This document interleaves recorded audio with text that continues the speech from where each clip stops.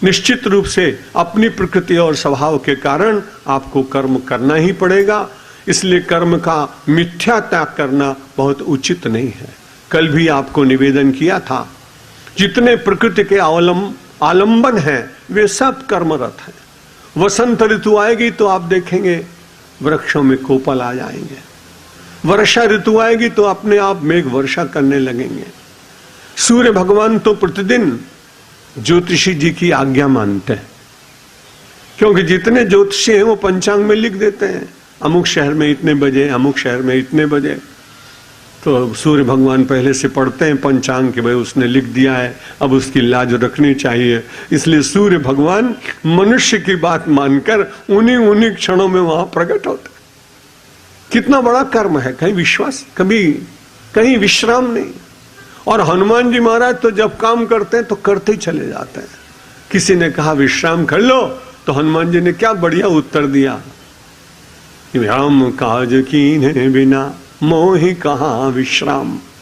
परमात्मा कार्य जब तक पूरा न हो जाए तब तक मुझे विश्राम करने की आवश्यकता ही नहीं। और विश्राम तो पायो परम विश्राम, भगवान का स्मरण करने से परम विश्राम मिलता है। परमात्मा के निमित्त से काम करने से विश्राम मिलता है। और जो कुछ आपको मिल रहा है वो आराम है, विश्राम नहीं। क्योंकि आराम करने के बाद भी आप कुछ थका थका आपको अनुभव करते हैं। और विश्राम में विगत श्रमः विश्रामः, जिसमें से श्रम निकल ही गया, एकदम फ्रेश हो गए, आप ताजे हो गए। मैंने बहुत भक्तों को देखा है, उपासना करने के बाद उनके मुख पर बड़ी मस्ती रहती, बड़े आनंद से अपने घर का काम करते हैं।